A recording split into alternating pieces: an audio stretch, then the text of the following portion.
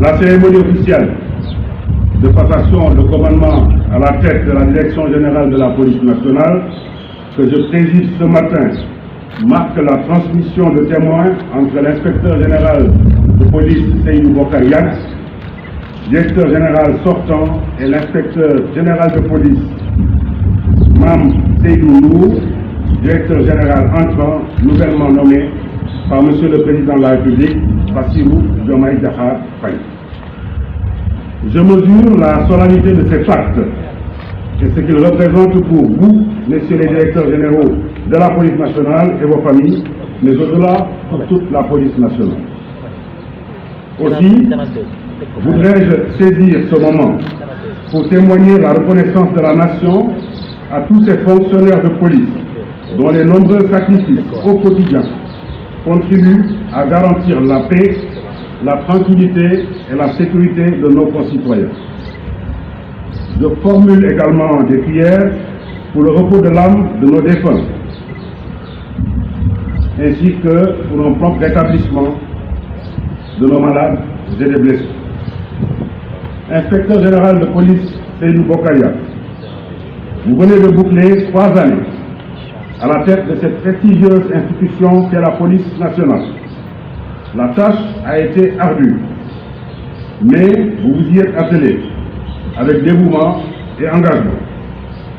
Les nombreuses réalisations en termes d'infrastructures et d'équipements sont là pour en attester.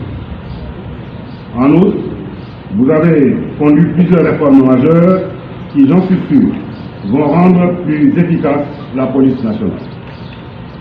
Entre autres réalisations à votre actif, il me plaît de rappeler la réorganisation de la police nationale autour d'un état-major qui lui donnera, j'en suis sûr, une efficience et une dimension encore plus grande. Il appartiendra donc à vos successeurs de donner à ces réformes leur pleine mesure en impulsant la conduite des changements qu'elles induisent. Au nom de Monsieur le Président de la République, je vous félicite chaleureusement et vous remercie. Monsieur le Président de la République a érigé la sécurité du Sénégal et des Sénégalais en priorité absolue. Je m'engage à travailler sans relâche pour l'atteinte de cet objectif, à travers une police nationale forte, bien préparée, mieux équipée et qui inscrit toute son action dans le respect des lois et règlements de notre pays, dans le respect des droits humains et le respect des droits des usagers du service public. Je mesure avec responsabilité la charge et la sensibilité se rattachant à cette mission et m'engage à y consacrer le temps et les soins nécessaires à son optimisation. Je m'engage aussi à consolider les acquis légués par mes prédécesseurs tout en conduisant avec conviction et détermination les réformes structurelles qui nous permettront de hisser notre police nationale aux meilleurs standards internationaux actuels. Ces réformes s'inscriront dans une démarche participative inclusive de toutes les directions et de tous les services rattachés et se déclineront sous la forme d'une matrice d'orientation stratégique partagée avec son corollaire d'axes prioritaires identifiés, d'objectifs spécifiques, de résultats attendus et d'indicateurs.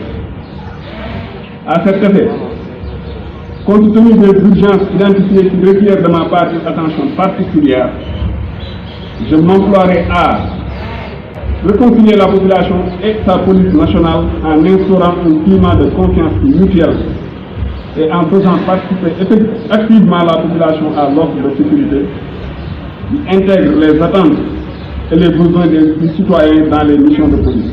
C'est-à-dire, c'est là une nécessité inhérente à l'évolution du concept de sécurité et à la nature même des menaces sécuritaires protéiformes actuelles.